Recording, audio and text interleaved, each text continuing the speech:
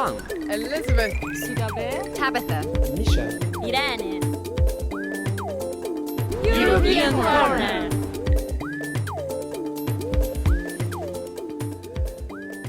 Hello everybody and welcome to our corner, the European Corner at LNFM. For the next half an hour, we'll be talking about current events in Europe and discuss interesting underground projects presented by our team of reporters from the capital of Europe here in Brussels.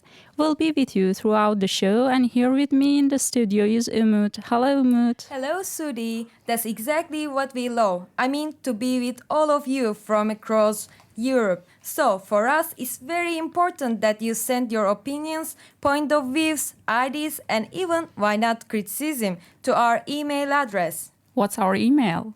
It's very easy. europeancorner@gmail.com.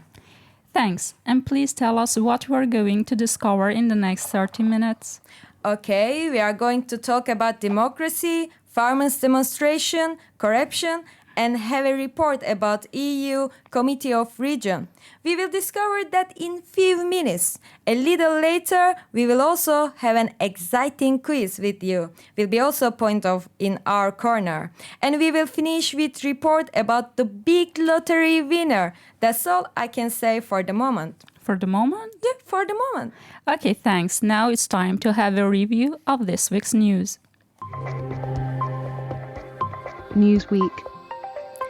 European leaders have failed to reach a deal on the next EU budget from 2014 to 2020 after 2 days of marathon talks. British Prime Minister David Cameron leaves Brussels having built an alliance with northern European states such as Sweden and the Netherlands, which are equally insist on costs. The next budget negotiation between EU heads and government are expected to take place in January 2013. United Nations General Assembly overwhelmingly votes to grant Palestinians non-member states UN observer. In 8 days of hostilities, more than 140 Palestinians and 5 Israelis have been killed. In a sign of division over the Israeli-Palestinian conflict, the EU ministers are struggling to find a unified position on Palestinians' effort to secure a diplomatic upgrade at the United Nations. A few European member states have voiced doubts, but despite their objection, almost half of the 27 have pledged their support. Dairy farmers from across Europe have taken to the street of Brussels to protest against low milk prices, spraying milk from hoses at the European Parliament. They call for the politician inside to find a solution. Milk producers said the cost of the production is higher than the amount they make from selling milk. The situation is set to get worse when milk quotas, which offer some protection, disappear in 2015. Eurozone finance ministers are meeting with International Monetary Fund officials in Brussels to discuss whether to release the next installment of bailout aid for Greece. The IMF says Eurozone governments need to write off some of the money they lent to Greece to make its debt more sustainable. There are fears that if some Greece's debt were written off, it could spark similar requests from bailout nations such as Portugal and Ireland. It's also politically risky for Eurozone's paymaster-in-chief, Chancellor Angela Merkel, as she seeks re-election next autumn. The President of European Parliament, Martin Schulz, has used a visit to Washington to call for a free trade deal between the EU and the US. Figures show that EU exported 260 billion euros of goods to the US in 2011 and bought US imports worth 184 billion. Speaking outside the White House, Schulz told reporters such an agreement would bolster struggling economies on both sides of the Atlantic. Thanks, Sudi. See you in a minute. And now, let's get started with the program. European Corner. Goldman Sachs has sparked a great deal of controversy over alleged improper practices, especially since the 2007-2012 global financial crisis. Thanks to its tight relationship with political actors, it has become one of the most powerful and criticized investment banks in the world. It seems that the American firm is extending its power to the Eurozone. There are uncanny links between key European political actors and Goldman Sachs. Our reporter Elizabeth tells us more about these obscure relationships. Well, it's another win for Goldman Sachs as their apprentice Mark Carney has been appointed as Bank of England governor. Carney has been a 13-year veteran at Goldman Sachs. Sachs is known as the Darth Vader of Wall Street. It represents the obscure side of the force. It isn't recognizable by any visuals or logo. Nobody really knows what goes behind the revolving doors of its buildings. The author Marc Roche, author of the book Comment Goldman Sachs dirige le monde, which translated gives How Goldman Sachs Rules the World, has something to say. It's not something. You and I going to Goldman Sachs, we can't put our money, don't do credit cards, they don't do any of that. They do investment bank. The characteristic of investment bank is secrecy. All we can say is that any time there is an economic blow-up, one will find that Goldman is usually behind it, one way or another. From the head office in New York, Goldman Sachs' influence is extending towards Europe. It was dubbed Government Sachs as many of its members of staff have held high-level positions in US government jobs. Is the result of a special culture of influence that Goldman Sachs has developed in the US, where it's more common with other banks to go into public service, but which is new in Europe. The bank's goal is to earn as much money as possible and tries therefore to gain more influence throughout the world through financial policymakers and political leaders. Goldman Sachs, also nicknamed the vampire squid, has been stretching its tentacles in Europe by constructing an army of lobbyists and European public service workers who have made Brussels their base camp. Carney has become another player in an already strong team. We have the Italians, Mario Draghi, head of the European Central Bank, former managing director of Goldman Sachs International, Mario Monti, the current Italian president, ex-international advisor of Goldman Sachs, Portugal's Antonio Borges, ex-president of IMF, former vice chairman of Goldman Sachs, Irishman Peter Sutherland, who directed the international branch of Goldman, ex-European commissioner. He also can rely on fellow Britishman Carney and Lord Griffiths, who was vice chairman of Goldman Sachs International and former advisor to Baroness Thatcher. There is a Frenchman Charles Grosset, ex-president of the Crédit Commercial de France, international advisor and vice president of Goldman Sachs Europe. There is also the German former member executive board of the European Central Bank. He is an advisor for Goldman Sachs and one of the first to bid on the fall of the Eurozone in 2010. We also have finally Lucas Papademos, Greek Prime Minister, who ran the central bank at the time of controversial derivatives deals with Goldman, enabling the country to hide its debt from EU regulators. Goldman Sachs' presence is invisible to the eye of the public, but unavoidable in the corridors of power. It is part of an oligarchic sphere which mixes politics, economics and finance. Questions of possible conflicts of interest and Goldman Sachs' legal access to the governments of state are stacking up. Thank you, Liz. Also, hey there, don't forget to send us your opinion about our program to our email address, europeancorner@gmail.com. European Corner. Welcome back. You're listening to the European Corner at LNFM. Weeks after ex-Health Commissioner John Dalli's resignation in a dubious scandal described by public health campaigners as the biggest interference of tobacco lobby industry in European politics, our Brussels for Business reporter Thabita has gone a little further into a murky world of Brussels lobbying. In democracy, it's one person, one vote, but in the Brussels business, it's €1, one vote. Increasingly, European politicians are falling from grace due to non-transparent relationships with the lobbying industry. Brussels is the second largest lobby capital in the world due to its position as the hub of European affairs. Recently, former Austrian MEP Ernst Strasser went on trial in Vienna charged with accepting bribes from British reporters posing as lobbyists. This particular cash for amendment scandal exposed Strasser and 3 other MEPs as willing to bend EU legislation in the interest of fake lobbyist clients. Strasser claimed €100,000 a year for these services. 100,000 euro. This sounds as though corruption in the EU has no limit. Indeed, it does appear so. You see, the problems surrounding lobbying are inextricably linked to transparency.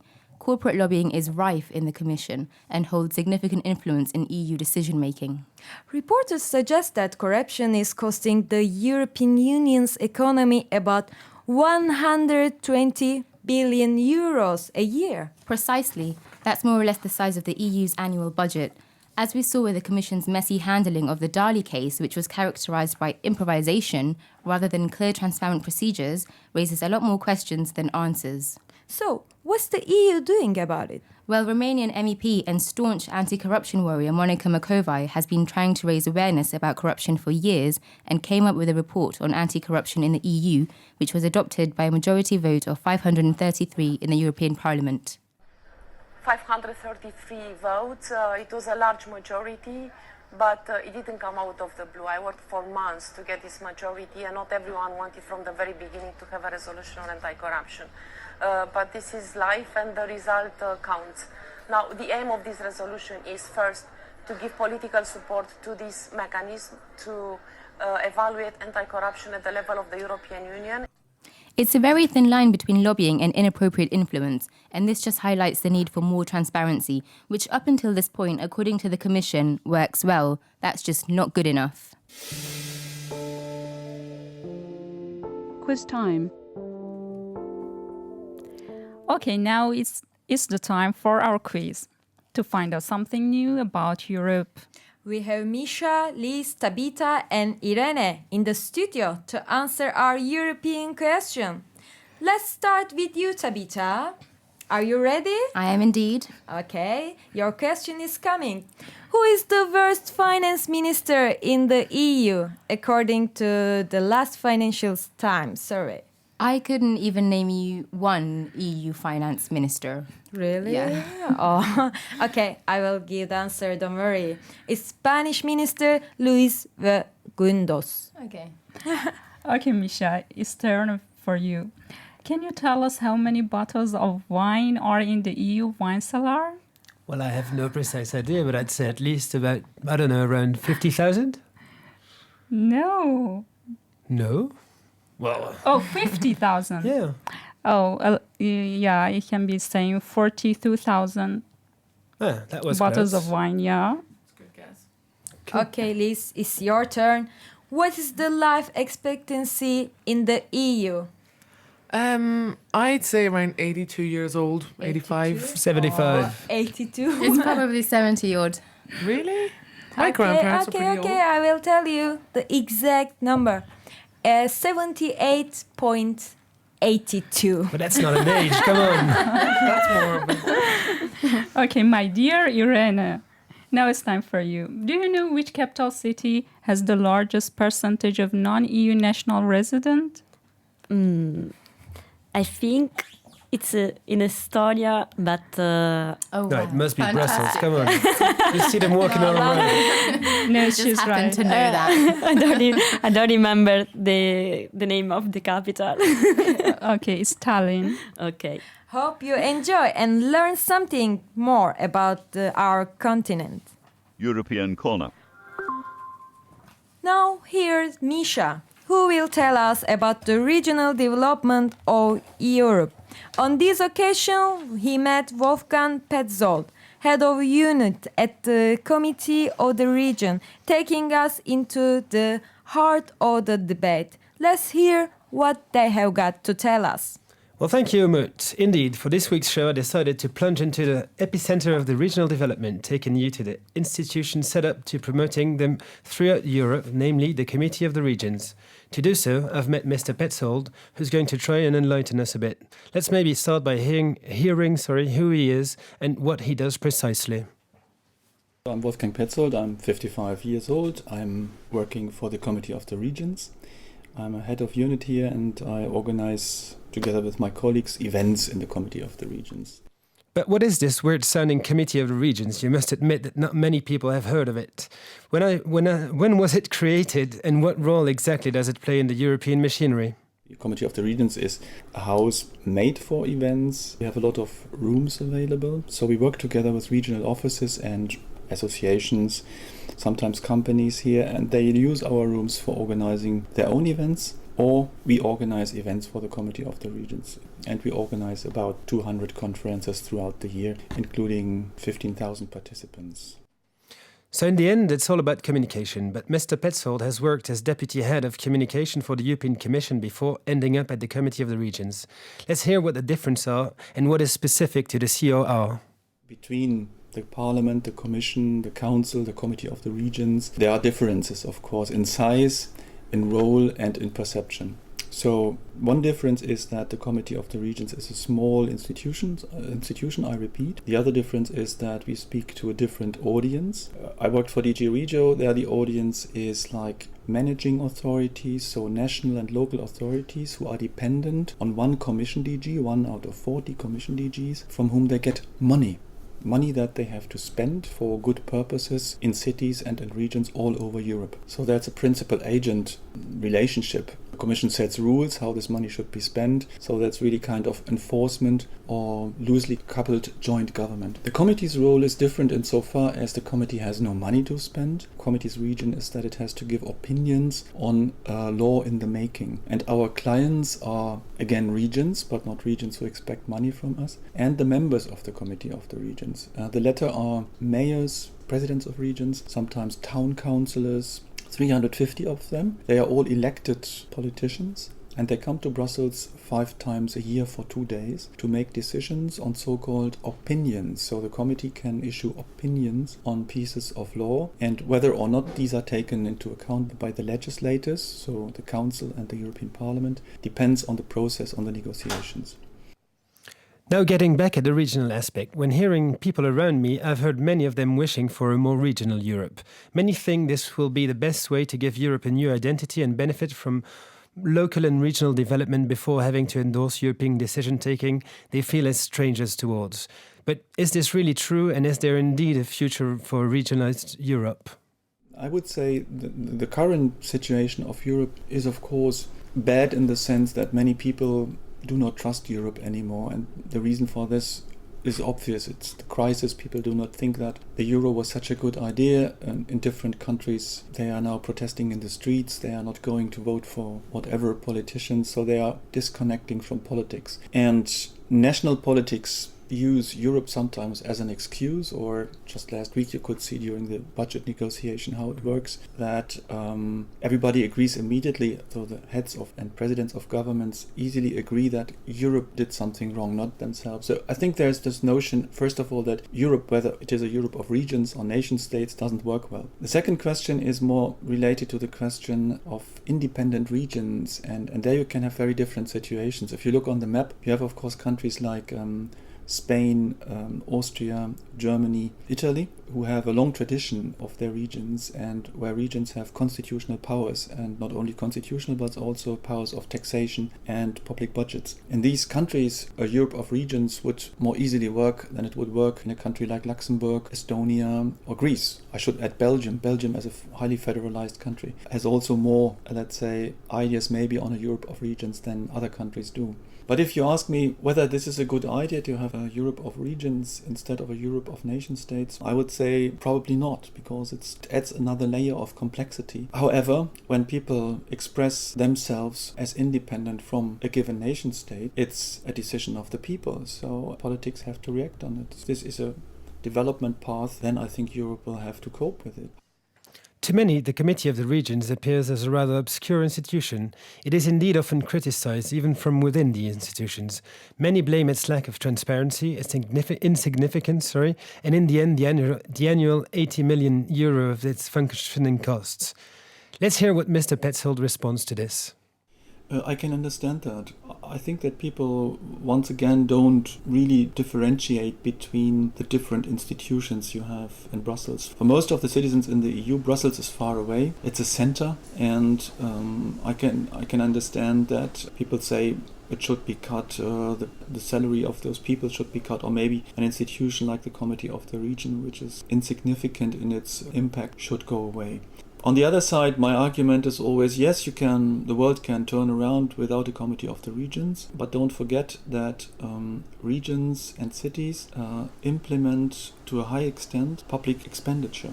That's what sometimes people forget, that, for example, an investment in a city is very often carried out by the city itself. And as those cities and regions have to do this very often together with the application of EU law, think about environment, 80% of national environment laws is just a copy from what the EU has decided. Or public procurement, you have to go to a market to build a new street, a new highway or whatever. A Europe-wide market, that is European law. So if you are a mayor or if you are president of a region, you are permanently confronted with European law. But you have, or you had, in the case the committee wouldn't exist, nothing to say, because it's the heads of governments that decide for you. And that's not right. So I think there must be at least a point of reflection, which was very much the reason why the committee was given birth in 1994. Well, it seems clear indeed the COR could function better, even if for some people it appears useless. In the end, it's the only European institution communicating and putting forward the central role of the regions.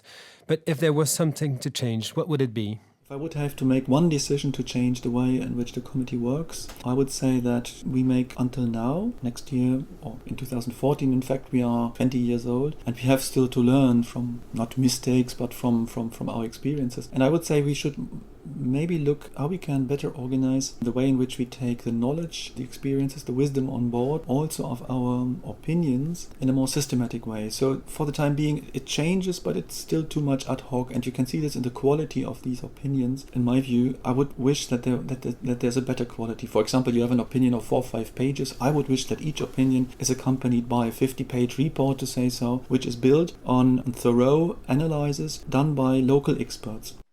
Well, I hope you learned as much as me on this now, and I hope a less obscure institution that is the Committee of the Regions.